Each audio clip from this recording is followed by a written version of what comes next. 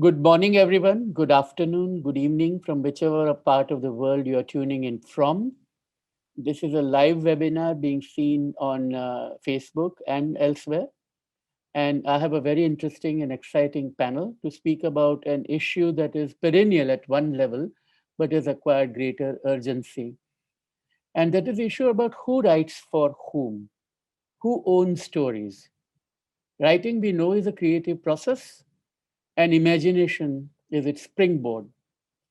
Are there limits to our imagination? Can writers appropriate other people's experiences and make them their own? Who owns those stories? Do marginalized communities have a prior claim over their representation? How does power influence the shape of the stories we tell? And what is the role of the gatekeepers, the editors and publishers who decide what appears in the bookshops and online and so on? And what can writers do to express themselves by ensuring that others too have the right to express their versions of reality? And what is reality? Are there risks of unrestrained freedoms? And how do we address power inequities? These are extremely profound questions which writers have struggled with for a very long time. And our hope is that with this brilliant panel, we'll try to at least examine and explore some of the answers that come from here. My name is Salil Tripathi. I chair the Writers in Prison Committee for PEN International, and I'm joining from New York. My panelists include Ayad Akhtar, who is a novelist and a playwright. He won the Pulitzer Prize for Drama and an award in literature from the American Academy of Arts and Letters.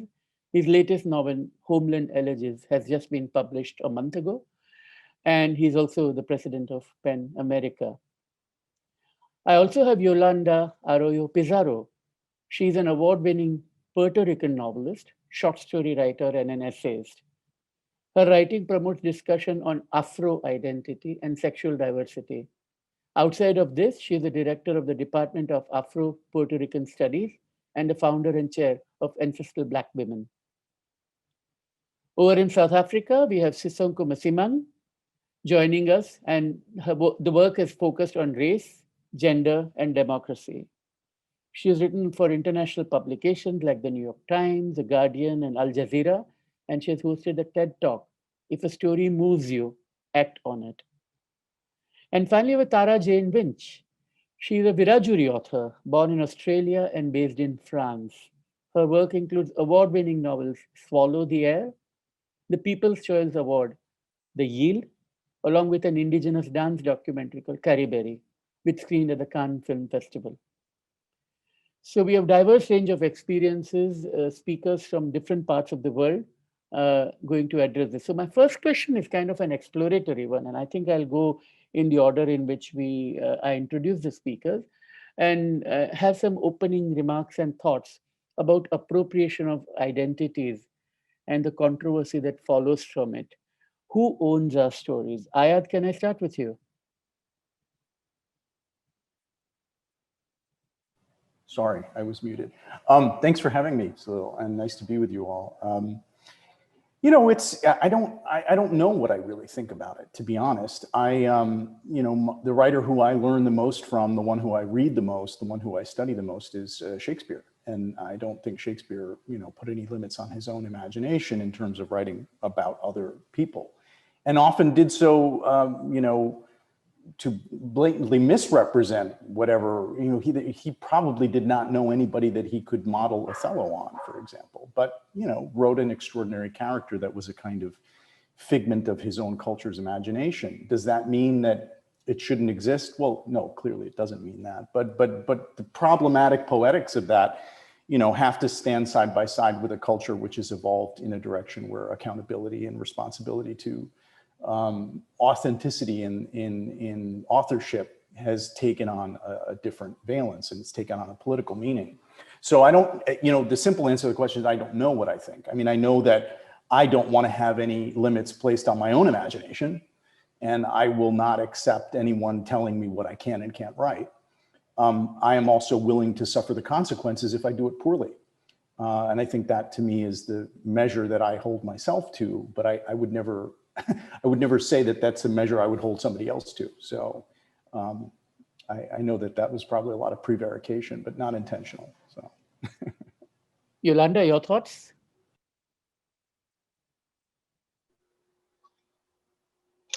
Basically, I'm thinking the same Mm-hmm. as I construct my identity over the years, because my understanding is this is something that you born with, but also is a construction. You you know who you are as time pass, and that gives you the opportunity to tell others through your art being your writings, your poems, your novels, your literature, and you keep a voice in that, and you like very much to connect with others. But I have to think of a quote from Cornel West.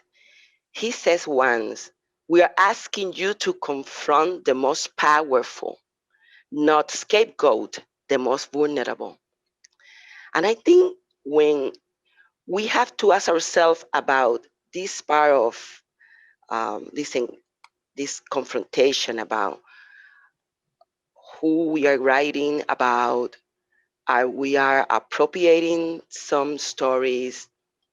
Also, I like to think of that quote about not to be like the most powerful ones, the example in our society that exploit us, but to think in the vulnerability and the empathy, that ability to respect and maybe to understand the others and maybe to understand you in terms of writing about you, your community, and and everything else.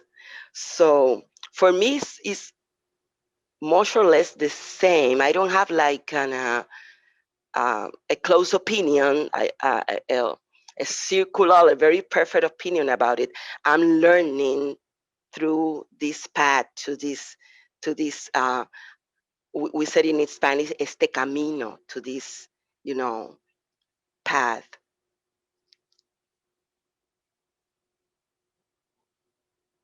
Sorry, I was muted. Sorry. Thank you so much, Yolanda. Sisonke,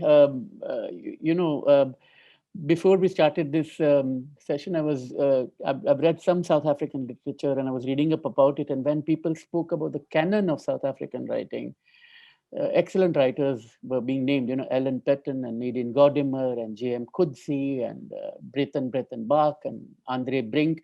And all of that is, of course, important. They are all South African writers. But a lot of names were being missed, including Zakes Mada. And, so I'm just trying to see that apartheid did create a particular system which made that only certain voices were being heard. Reflecting on that, what would you like to, who owned the South African story? Hi, Salil, thanks for the question. And let me say I'm in Australia, so I'm no longer based in South Africa, all right. But very much immersed and engaged in South African writing and thinking. So I'm glad you point to that in your question. As a South African, of course, my interest in this area comes from the fact that for so long under apartheid, not only could you not write what you like, you were imprisoned for writing what you liked, particularly if you were a Black person. So Steve Biko, being the most famous one, who's actually killed for writing books about ideas and about imagination. So my inclination is always to say, allow whoever wants to write what they want to do what they want. That's the place I come from. But of course, I understand the complications, and of course, I understand the complexities of this question. And I do think that writing ought to have consequences, and those consequences ought to be an engagement in the world of ideas, right? So if people write in ways that are problematic, I think it's incumbent on those who disagree to put those disagreements into the world. I think that's really, really important on the one hand. And then, of course, at another level, there is a materiality to this question. So on another level, we do know that who writes determines whether or not people will be heard. So of course, Coetzee writing on the question of apartheid not only is not arrested, but in fact becomes, a prize-winning novelist, who's renowned the world over. And we can't pretend that the whiteness of his skin doesn't carry power. So there are consequences not just for the sharing of ideas and for the literary imagination, but for who promotes what ideas. And so this is where it becomes complicated, right? So just as Coetzee cannot help the whiteness of his skin, nor can he help the fact that imbues him with certain powers, in addition, of course, to his, fantastic skills as a writer and his powers of observation, just as he can't help that. I think, I too cannot help that, the views that I put forward are put into a particular category and have limits to how far they can travel for lots of reasons having to do with history and what it is assumed that I will believe and what it is assumed when you look at the cover and you look at the strange name it means. So it's complicated, right? It's a long way of saying it is, as the others as Ayad and Yolanda have both said, it's incredibly complicated. But I think dismissing or denying the materiality of it, that there are ways in which certain voices get heard, I think that doesn't help us. But my inclination, my gut instinct is always to say, right, and let people debate your ideas and let the quality of those ideas be the thing around which writers are judged for. Sisonke, excellent points. And you've anticipated some of the questions I'm going to come to. So I'm going to come back to some of your points on power and representation in a short while. But turning to you, Tara, and I think, broad thoughts certainly, but I think the fact that Sisonke began by talking about the fact that a writer can write the story that they want. Now, that has a particular resonance in Australia, about how the Aboriginal community is represented and who writes for them. And there have been scandals in the past of people appropriating identities. So over to you, Tara.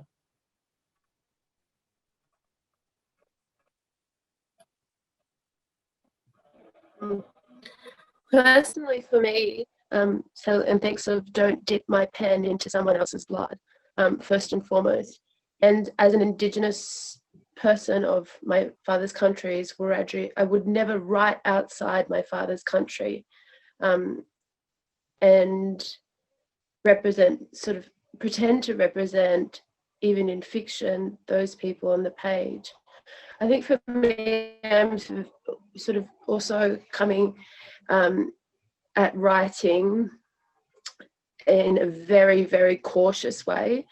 I've been around in the industry for 15 years, so I've seen such a huge change in the way that the market and the reader responds to Own Voices stories. And coming from a time when it wasn't a problem 15 years ago to tell an Indigenous story and to appropriate those characters. So I've sort of, I think it's really, as I've become a writer, I've seen that great shift of the publishers being more respectful and the market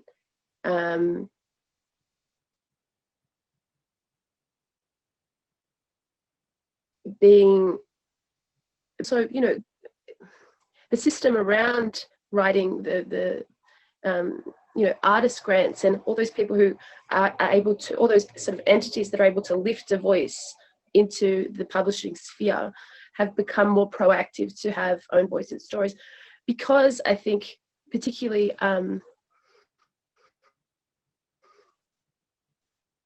in Australia, because our languages and our stories are so entwined with intellectual property, and not just an individual. These are things that belong to the whole. These stories, these sort of song lines, these maps of landscape. So I'm always really careful. And also, as a fair-skinned Indigenous person, I'm very I'm very sort of, even though I'm accepted in my community, I'm accepted in my family as Indigenous, and also in the wider writing public, it is also an uncomfortable position for me, because I don't ever want to write a character that could feel an everyday racism that, for instance, my father feels, but that I don't. Does that make sense?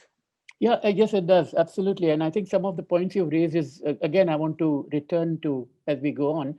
But Ayad, I wanted to bring you in on what Sisonke mentioned about assumptions being made about what you may or may not say because of the identity people see you as. And, you know, in the New Yorker profile of yours that came out recently, there's a story of you being at a party where one of the attendants is Muslim and finds out who you are and what you've written in the past in your fiction, and seems somewhat upset at the way you have characterized the community. Now, I mean, you're not the first person to suffer that. I mean, Salman Rushdie had to go through that, and many other writers have had to deal with it, that you speak in a voice that is yours, but it is assumed to be the voice of a larger community. And if we look at cinema, the great Indian filmmaker Satyajit Ray was often criticized for selling Indian poverty abroad, as though you had to play a particular role when you speak in a particular manner. I'm sure you don't think of these things when you sit down to write something, but these are the expectations that are projected on a writer who is assumed to belong to an identity. Is that a problem? Because we began with the idea of imagination, and you know, Penn itself came out with the Imagination Manifesto last year, which did say that we should be able to imagine everything we can, the way we want to. Your thoughts on that? Thanks, Salil. The social context is, obviously something you can't ignore, and it becomes part of the subject of the work in its own way. The great German sociologist Norbert Elias put it as well as I think anybody ever has. He says, the dominant majority shapes its we image from a minority of its best, and fashions a they image of the despised outsiders from a minority of its worst. And so that basically lays out the condition. And as a writer, I don't want to be tasked with the correction of that equation. That's a social context that exists. It's impossible to avoid it. My career, what people think I'm doing, as Sisonke said, that, the name on the cover of the book and whatever, there are all kinds of assumptions there. I don't want to be conditioned by a need to respond to those assumptions and somehow write against them. It's always been more effective for me to ignore it. But ignoring it doesn't mean not being aware that it's part of the social context. I think it's impossible not to, you'd have to be an idiot to sort of like want to write and not be aware of what the social context is. But by the same token, in order to protect the space of imaginal freedom for myself, I have to not really care what their assumptions are, and yet clock them. So again, not a clear answer, but an honest one. So. No, and a good one too. Yolanda, you're talking about the Afro identity and the Afro-Caribbean identity. Tell us more about it, because in what way, and Sisonke, I'm going to come back to you too on this, that is an African identity, and not in your case an African and American identity, because you're in Puerto Rico. And what does that mean to, or are you, and it's something I'm asking you particularly because you do think about it and you don't see your role purely as a writer without the identities that are ascribed to you. Well, I think all of our answers is going to start like, it's complicated. Yes. Let's say that first, right? Yes. It's very complicated, but it's also, I look at it like a cycle. It's cyclical. Because I'm going to give you an example. Some years ago, I was reading Toni Morrison, the Nobel Prize laureate, and she said in one of the interviews that whenever you find that there is not a book that you wanted to read, but that book is not available. Nobody has written it. Then it's your duty to write that book. Mhm. And that was an epiphany for me. And that connects me instantly with the Afro-Boricua, Afro-Caribbean, Afro-Antillana. You said an Afro-American, but I don't think as myself as an Afro-American. But I am indeed, because I'm part of the Abya Yala, I'm part of the Americas. But I never think of me as an Afro-American.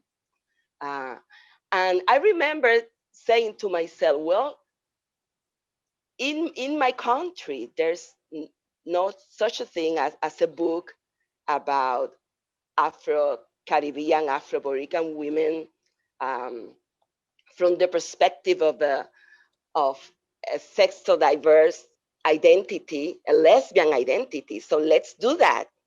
That is going to be great for me. It's going to be a sanación, a reparation for me. So let's do that. And I remember starting my writing process and the project, my life project, doing that, following Toni Morrison's words, wisdom.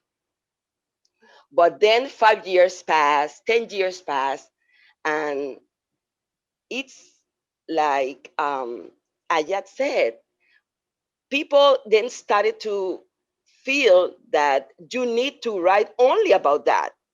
And that became a jail for me, at least. I don't want to do that. I don't want to.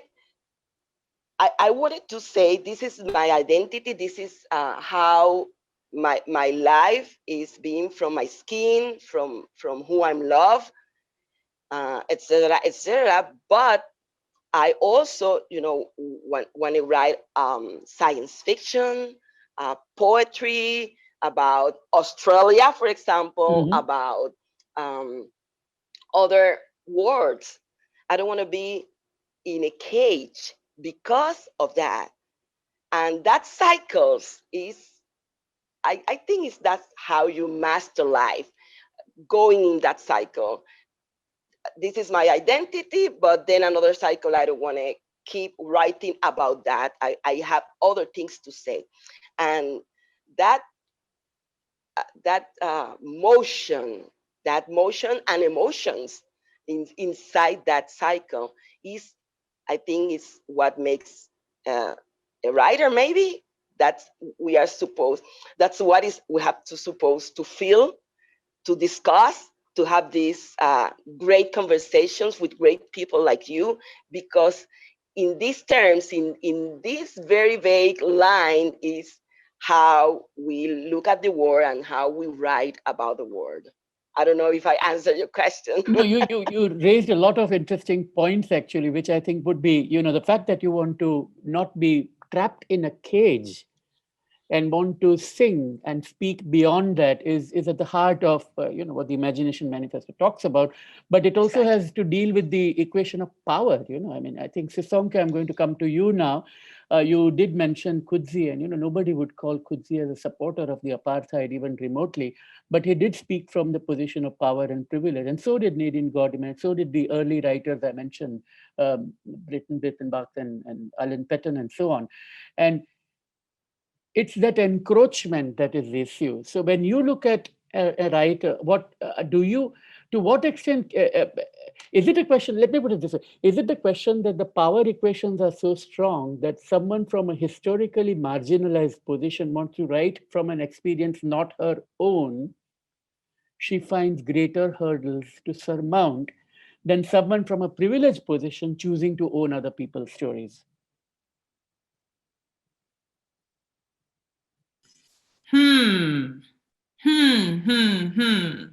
So I think what I want to do is complicate what privilege means and what privilege doesn't. So in the first instance, one of the most interesting writers who comes out of South Africa is a woman named Noni Jabavu, who nobody has heard of outside of South Africa. Her books are out of print. and yet she was the editor of The Strand in London. She married the heir to Cadbury. So she married this white man, in the 1950s. She was incredibly well-traveled, went to the UK on a steamship with her own money, with her own, familial money, comes out of, a history of, as many of us do, a history of colonization in which, adopting the, Tara Joan Winch has written about this, adopting the religion of the colonizer put you in proximity with the colonizer, which meant, my people learned how to read, have read for, 150 years, and were mission educated, and et cetera, et cetera. So within my own context, I come from a place of privilege, relatively speaking. Of course, I'm not as privileged as, others, but I certainly come from a place of privilege. So I think complicating the question of privilege is really, really important, because there is a seduction, I think, in operating as though the power matrix is something that is that there is absolute and total power, because then I think that's where the cage begins, right? That robs us of agency, that, you are always then a victim in the worst possible sense. So I want to complicate the question around identity, firstly, but then I think importantly to go back to, Ayad's point about writing against the assumptions, and what Yolande just said so beautifully. I think, part of being a writer and part of really taking imagination seriously is recognizing that what imagination at its center, at what its core is to play. It is about playing. And so it is important to be able to write against the assumptions when you want to. And then for your next project, be completely unconcerned about the assumptions. Who cares? How boring, how ridiculous. And then be inspired to have something to say at another point, because actually that's interesting now. So I think that capacity to play is in fact what imagination is all about. And so what I worry about sometimes is that the cage is that I think as often the cage is one way. So you're trapped in the cage because you don't want to acknowledge the assumptions, because then that means you're speaking back to power. You're constantly in this, pose of speaking back to power, and oh my God, how boring, right? But actually, the other cage is pretending that the power doesn't exist, and then you're trapped because you're that middle class migrant who's saying, oh no, I belong here. I'm no different from. So I think the issue is to play and to do what you want when you feel like, in the cycle of your writing, as Yolande has said so beautifully. Yeah, so I mean, looking at privilege also from the perspective of class is important, absolutely. And Fanon comes to mind, and there's a wonderful line from Midnight's Children where he talks about the night India became free, that a lot of brown people overnight turned white, and I think there's a message there that we do need to bear in mind about who we are talking about when we're talking about people with privilege or not, and the identities are multifaceted and there is intersectionality involved. But this encroachment, Tara, I want to come back to you on that again, this encroachment of other people's stories and owning them because they are there, using imagination as an excuse to do so, and the resentment that comes from it. And, in Australia, there was this literature festival where Lionel Shriver had talked about cultural appropriation. She got criticized for the way approach she had taken, and there was a backlash against it. Not just restricting it to the Australian perspective, because this story gets repeated in other cultures too. I lived in England for 20 years, and there's a big talk, big conversation in England about, and Britain about, where do you place the writing of the brown and the black experience, and why is it that they are not getting representation? So again, I want to come back to the representation part of it. Is that a power issue? Is that a power? Is it that the imagination has to be guided in a particular way? I think in terms of non-Indigenous people writing Indigenous characters, or incorporating Indigenous sort of songline and story into their novel, the question has to be, why are you writing this? I think. For what purpose? Is it to sort of tick a box? Is it to sort of have a better dimension to your writing and to acknowledge, you know, to acknowledge our Black history in Australia, and also the multifaceted, you know, multicultural environment that Australia is today? Or is it done in a way that is stereotypes, is propelling stereotypes of Indigenous people being savages, or having drug and alcohol problems, having intergenerational trauma, or being also whimsical and magical, and elevating the white protagonist, white cis protagonist, often in their own quest story and only used for that purpose. It's how the story, it's about, basically, it boils down to, I think, respect. And in the past, respect hasn't been shown for us as people, and that's been transferred onto the page as well. The other thing is, there's actually a lot of protocols that should be sort of followed, not just by non-Indigenous writers writing about us, but Indigenous writers writing about our own communities as well, which is respect, self-determination, and making sure there's consent and consultation, that there's no breach of that intellectual property in terms of secrecy around these cultural stories that have such power. And then also issues like benefit sharing. If this is a community story, what's my responsibility then to make sure that the community actually benefit from my art? That royalties are shared as well. So I don't know if I've answered your question. No, you have. You raised a very important point about respect is at the, yeah, respect is at the center. But you know, we see, the thing is, even this year, one of our greatest, like, best-selling, I think most best-selling novelists has brought out a book in which there's an Indigenous character. This is a quick example, who is there to basically inspire the white characters. And, you know, really, it does upset me, because I think, because our literature is so new, you know, we've only really been publishing since 1964, and there's so many great Indigenous writers that have stories to tell, and publishers aren't, well, I mean, there's platforms, but they aren't lifting them up and putting them at the front of their catalogues and turning them into best-selling books as they would with a white cis male. So for me, I end up, instead of sort of publicly getting angry, I end up contacting publishers and sort of getting angry directly that way, because I feel like that's where the responsibility really lies, instead of shaming the author that's already done the thing that's already been printed. Yeah, does that make sense? No, it does make sense. And what you said is what was going to be my next question, which is the whole issue about the role of the gatekeepers, the publishers, the editors, and so on. And Ayad, again, let me start with you first. Surely a writer has the freedom to write what he or she wants. Surely a community can feel offended by it.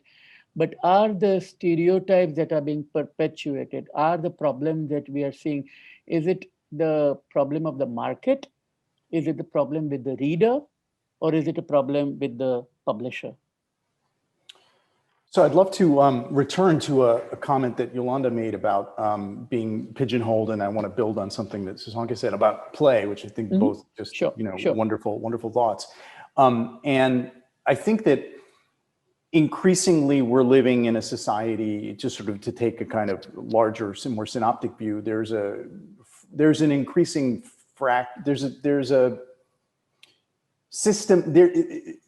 Specialization of knowledge has become the dominant mode of discourse, right? Across every human endeavor, and literature doesn't seem to be different in that respect. And I think that one of the things artists can do And one of the things that artists are socially sanctioned in a way to do if they choose to is to be synthesizers and to bring different kinds of knowledge together. And so I think that in a way, the identity question to me sort of falls within this larger way of seeing that where everything has become increasingly siloed. You know, where I, as a Muslim American writer, is supposed to write about Muslims, I'm supposed to write about Islam, I'm supposed to write about, you know, prejudice against us, whatever, what have you. But I do think that there might be other things that I'm seeing. And maybe actually I might be seeing something about the nature of debt in Western societies because I grew up in a culture where debt and interest were something that were seen very differently than they are in the West. And so my perspective as a Westerner about debt might actually be of great value to the markets, oddly enough. And it's turned out that that's actually the case.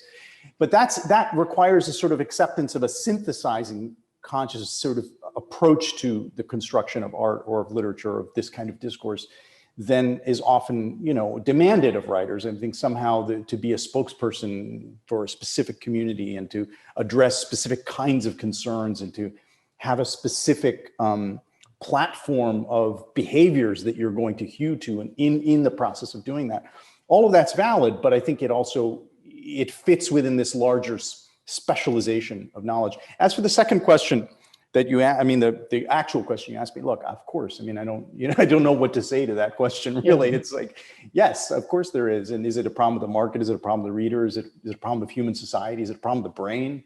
Is it a problem of polarization of knowledge? Is it the ionization of polarities? And when we think, is that maybe even chemical? I mean, who knows? Was that why Shakespeare's ability to work in opposition in a single line of iambic pentameter moves energy so well?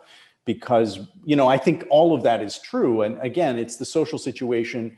As a writer, you have limited agency, but I agree with society. I don't want to give up the agency I do have. So I just want to do what I can do, and I'm willing to suffer the consequences. You know, I wrote a play a few years ago that premiered on Broadway. It didn't have any Muslims in it. And it was a lot of problems for people with that. I suffered the consequences in that respect, but I was happy to suffer the consequences. I lost that battle, but I'm waging a larger war. And that's the process. I don't need anybody to make it easier for me. I don't want anybody to make it easier for me. This is the process. This is the struggle. So, yeah. Yolanda, your thoughts on the publisher as a gatekeeper or as someone deciding what others should read? Is it too much power? Is there a way out? Self-publishing, is that the way forward? It is a very tough time to be a gatekeeper. It is. The gatekeeper has the ability to see if a story it's going to spark empathy.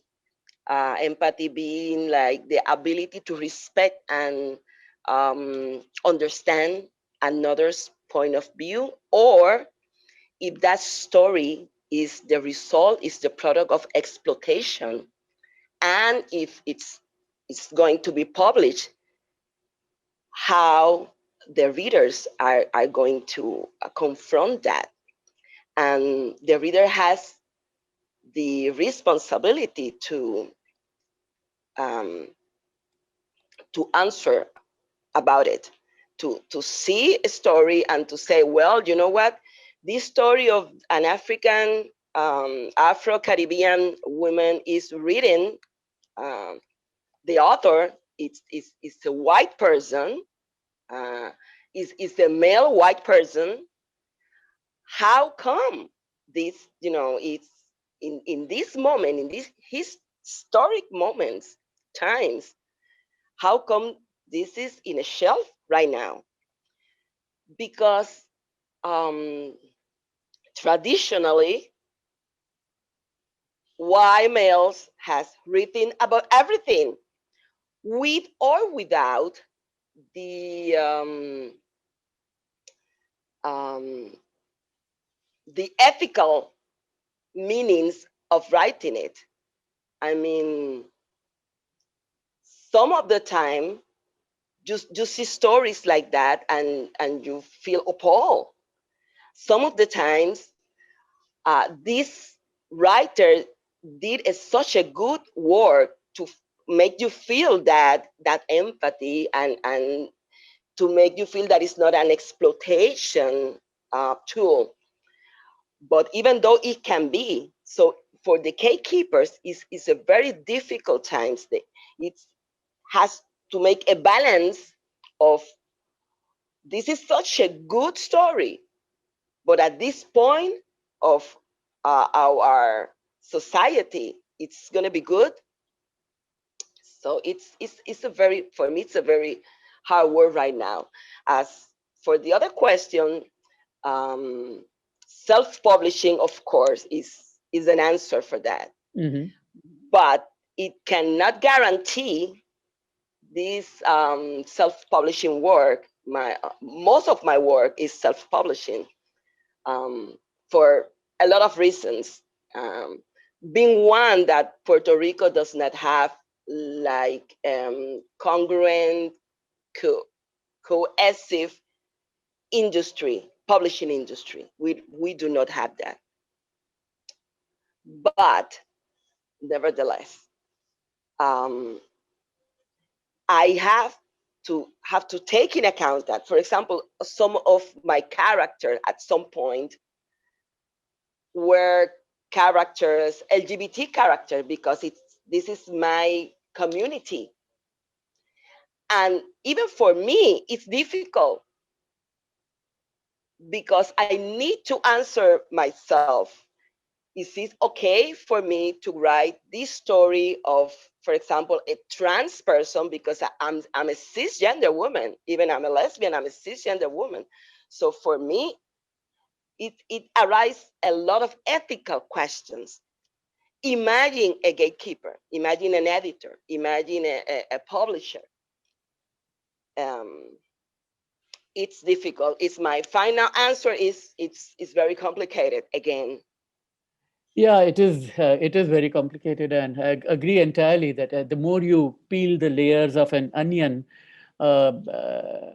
two things happen, right? One is that you realize that there's much more to go, and two is that there are tears in one's eyes. And I don't mean to make a facile and light comment by that, but I sincerely mean it, that we examined and come up with a different reality. There's a comment in the chat session from someone here who's talking about respect itself is a word that comes as re and spect, where spects deal with seeing, but seeing not only in terms of watching, but also evaluating. And we constantly evaluate what we see and how we see it. But you're talking about a white person writing another person's story, and I wanted to maybe turn to you, Sisonke, not necessarily on that question, you can, but it is a question that has been on my mind, because yesterday at the Singapore Literature Festival, I believe the Indonesian writer, Leila Chudori, who some of us know because she has taken part at the PEN Congress in Manila last year, if I'm not, or was meant to participate in that Congress. But Leila had made a very interesting point, that she was happy that the stories of 1965 and the massacre against Indonesians was written by an English writer as in someone from England, as against an Indonesian. And we all know that when we look at the history of Indonesia, we do know Christopher Koch and the novel The Year of Living Dangerously because of the film, and that tells us what happened. But very few relatively know about either Eka Kurniawan or the stories that Pramodia Anantatur writes, unless they're translated. So I guess my question is this, that this brings us back to the whole question of power, the question of the ownership of stories. So how do we, is there a way out, or accept saying that, yes, it's very complicated and we have to think of a creative way out of it? Sisonke, yeah.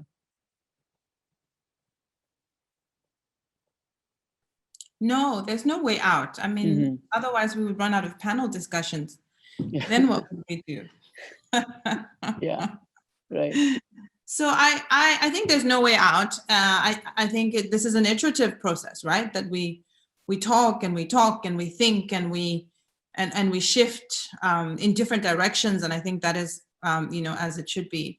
I just wanted to return to what Tara had said earlier, because I do think that the notion of identity at a much deeper level actually really matters in how we think about books and what they are trying to do in the first place. So when Tara, calls someone to say, a publisher to say like, what the hell are you doing here? I think that what's happening there is that, and I hadn't fully appreciated this until I lived here in this particular context, I think that the stakes are so very different. If your community is one that has been subject to such constant and consistent and still unfolding sort of colonial damage, I think there is very little distance between the history of colonization in Australia and the now. Purely if we even think about it in very crude demographic terms, I think what is at stake for Indigenous people in this country and in many other places, but I speak, because I'm here right now. I think what is at stake is a kind of crisis that requires a writer to think of themselves not just as a writer, but as part of a community, which is in any case what I think, many of the, Indigenous writer friends that I have, that is in any case what, the position that people take, right? Is that the writing is a form of activism because it has to be, which does not do anything to negate what the imagination does.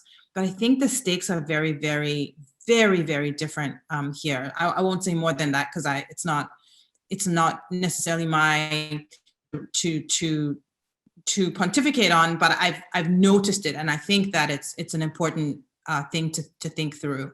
In terms of the question, I think we are, as writers who think about these issues publicly, as we are doing now, I think we are both. I think it is impossible to pull ourselves out of the position of gatekeeping ourselves, right? So, because I think the nature of living, in the way that we do and writing in the way that we do means that, in fact, as Ayad says, what we are is cosmopolitans, right? What we are is cosmopolitans, and so we have this, for better or worse, what we are doing is thinking across multiple spaces in interesting ways, and that puts us in a position of gatekeeping. And so again, that means that we are powerful, whether we want to admit or accept that or not, how we play with it or not. But I think we are powerful, and that comes with a particular kind of responsibility, because to curate, which is ultimately what we're talking about here, to curate, to think about, that requires us to think about quality. So the reliance on old tropes, like all of that stuff is so boring. And so I am fascinated by what it means for someone like Lionel Shriver to actually take seriously the task of writing from the position of the other. If Lionel Shriver wanted to do that in a serious way, I would be fascinated to read that, and I would take that work seriously. But because Lionel Shriver has yet to prove to me that that's what she's doing, that I think there is a provocateur-ness about what she's doing. She's a dilettante, right? So that's just playing around, and that's not interesting or new or inventive. Like that's what white writers from time immemorial have been doing. Yeah, I can do it, so I do it. That's not interesting. It's not new. It's not particularly thing. So I have no bars on saying like a white man can't write a Black woman character. I'd be fascinated to see it done in a way that offers me something that I can genuinely learn from, just as I am, thinking now about a character, a white male character, in South Africa who, after 1994 and Mandela's presidency, is obsessed with Mandela. That's my character right now. I love him. And I think I bring something to him that is actually really empathetic, but also very sharp, that someone else couldn't write, simply because they're not thinking about it in the same way that I do. So no rules, but bring a level of thought and insight. Give me something, but not the I can do it. Yeah. Not mimicry. You're absolutely right there. And I think talking about, since you are in Australia, and I'm turning to Tara after this, Melissa Lukashenko comes to my mind. She and I were on a panel, I think, in Brisbane, 2 years ago, maybe. And she spoke about exactly the impact that colonial approaches have on writers of the original, the Aboriginal writers in. It's something worth bearing in mind. For my final question, I'm going to turn to something that has come from one of our audience members, which is the whole idea of autofiction, where the fiction claims to be an autobiography. Martin Amis has just written one which people are curious about, with Christopher Hitchens as is one of the central characters in it. And then there is also, in Australia, that has been very controversial by people taking on Aboriginal identities and taking assumed names and writing as though they were what they were not. And awards have been given and it's become scandalous. So final thoughts on that. And I think there is one more question, but before that, briefly, Tara, from you, yeah. Just briefly, going back to what Yolanda said about feeling boxed in or trapped in whatever position we're writing from, I think for us Indigenous writers, because there's only really a few that are publishing at a sort of commercial level, I think what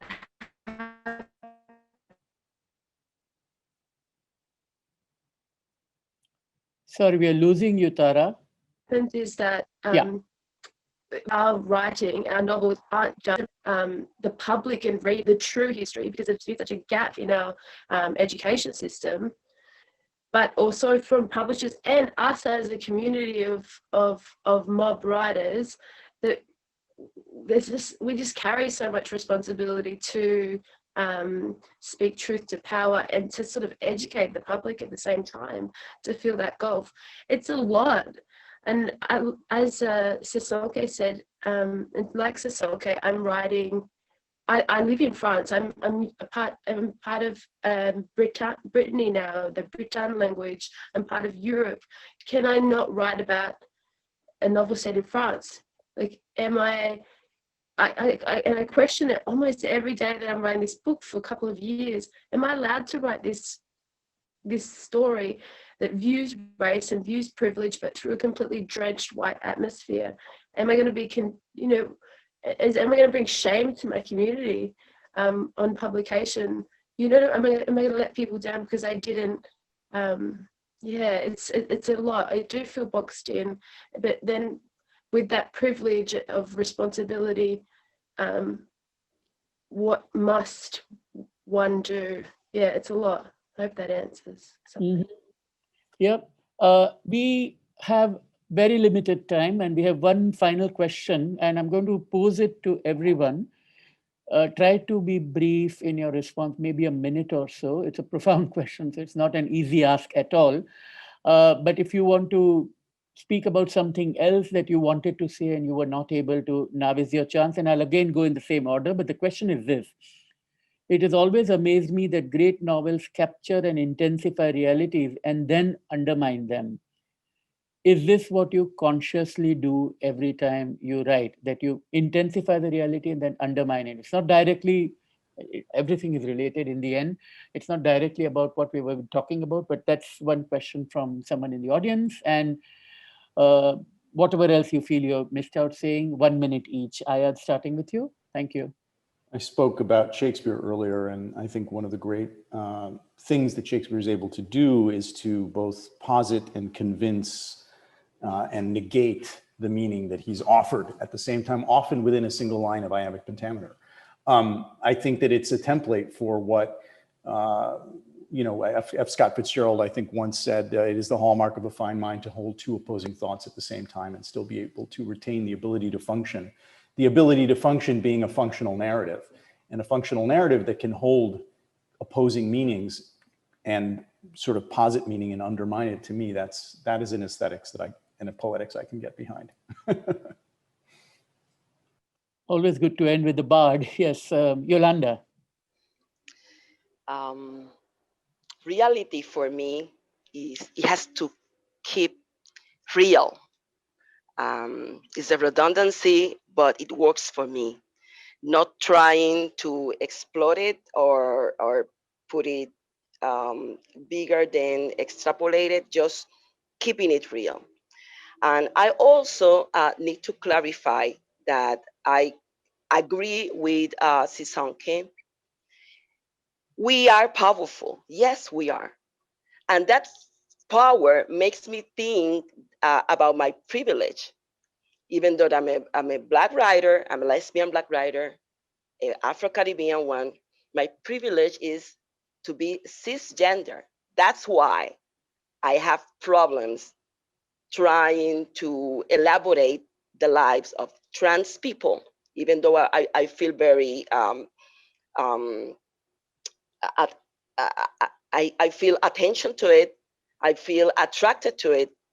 I feel bad because at this point, they do not have the same resources and the same opportunity that cis people, cisgender has. So that's why I keep asking myself if it's correct or incorrect. But I love this conversation, and it's make me, of course, a better person and a better writer, I hope. Thank you so much, Yolanda. Over to you, Sisonke. Yeah, I want to second what both Yolanda and Ayad have just said. I absolutely think that when I'm writing, I'm trying to subvert, and I'm trying to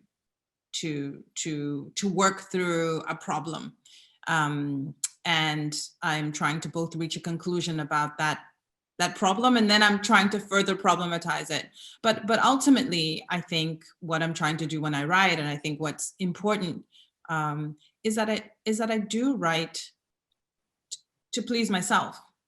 I do write so that I can figure some shit out. And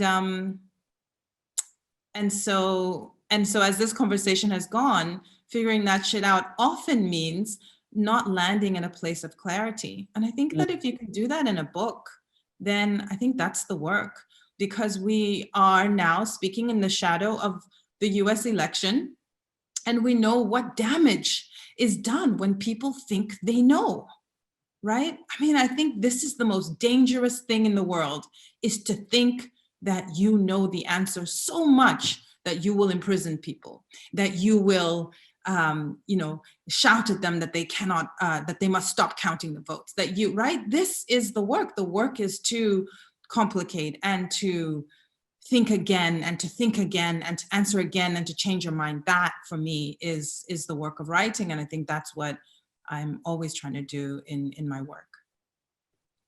Yes, consistent thinking is a hobgoblin. And yeah, Keynes wasn't it, who said that when facts change, I change my mind. And people are reluctant to do that too often and cling to old beliefs and values. Tara, over to you. I think I talk too much. I just think mustn't completely write what we know, because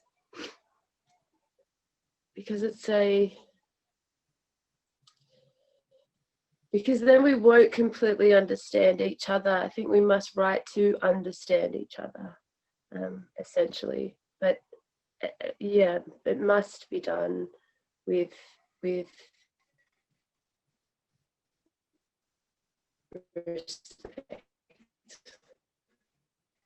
Yeah, the essence. We missed part of what you said, Tara, but I think what you said is when we don't understand each other, when we write, we must write to understand each other, and which is probably the way forward, that the use of imagination, I think one of the words that kept coming through was respect and understanding, and acknowledging the power and acknowledging the barrier that exists between the reader and the writer. All those are important. We can't change that. We don't change that. A panel can't fix it. The role of a panel is to examine and make us confront our preconceived assumptions and try to go on to it and try to change things as they follow from that, using the power of our imagination and being acknowledging the role that power has in dictating discourses.